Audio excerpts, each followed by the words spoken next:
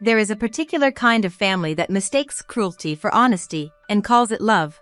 They gather at holidays. They pass the rolls.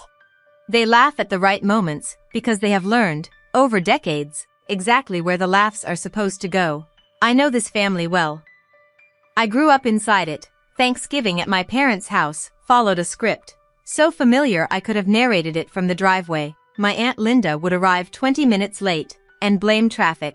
My cousin Brett would talk about his job in finance until someone changed the subject. My mother would move between the kitchen and the table with the focused exhaustion of a woman who had long ago stopped expecting help. And my father, Richard, would perform. That's the word I've landed on, looking back. Performance. He was funny in the way that requires an audience and a subject. Most years, the subject was abstract. Politics, neighbors, the state of things. But some years, when something had shifted in him that I didn't have language for as a child and only partially understand now, the subject was me. I was 31 that Thanksgiving. I had spent 4 years building a small business that was, by any honest measure, beginning to work. Not loudly, not in ways that photograph well. But the numbers were real, and the trajectory was real. And I had learned to find steadiness in that. Even when no one at the table asked about it. My father raised his glass before the food was served. He did it with the ease of a man who had done it before. A kind of practiced spontaneity. He looked around the table first, gathering the room, and then he said, "To the dreamer who'll never amount to anything." The table laughed. Not everyone, but enough. My Aunt Linda, Brett. 2 cousins whose names I will not dignify here. My mother looked at her plate. I held very still. Then my father looked directly at me. And this is the part I have replayed more times than I should admit. And he said, almost gently, "If you vanished today, we'd probably celebrate." More laughter. Quitter. Uncertain whether to commit, I stood up. I don't know what I intended. My body made the decision independently of any plan. And I was halfway to standing before I understood I was doing it. That's when my grandfather spoke.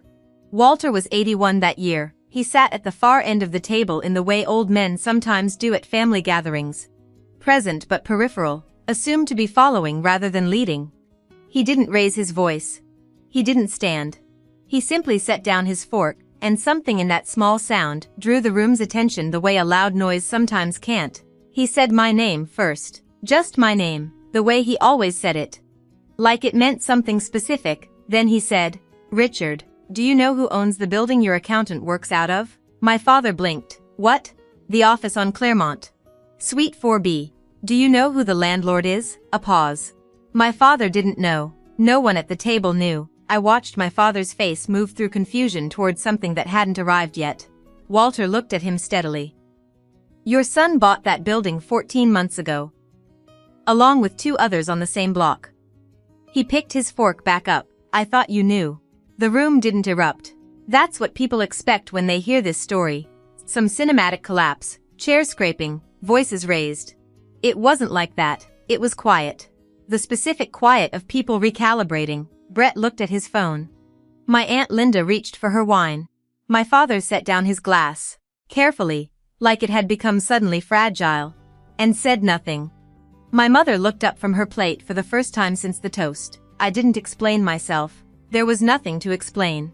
The facts were the facts, and Walter had stated them with the precision of someone who had been waiting for the right moment, with the patience of a man who understood that timing is its own form of power. I stayed for dinner. I don't know why. Maybe stubbornness, maybe a refusal to give the exit more meaning than the meal. I ate. I answered questions that weren't about the buildings.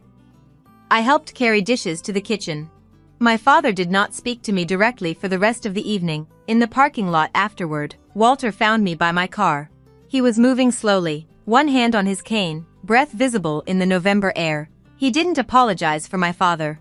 He knew better than to do that. He just said, "You didn't have to tell them. You still don't." I nodded. He squeezed my arm once, the way he had when I was 7, and had fallen off a bike, and was trying not to cry in front of the neighborhood. Then he went back inside. I sat in my car for a while without starting it. The windows fogged slowly. I thought about the buildings. Their quiet, ordinary presence on a street my father drove past without knowing. I thought about how long I had carried something, without needing anyone to see it. There was no triumph in the parking lot. Just cold air, and the particular relief of a person who had been waiting, without realizing it, to be known by at least one person in the room. Walter was 81. He had known all along. That was enough.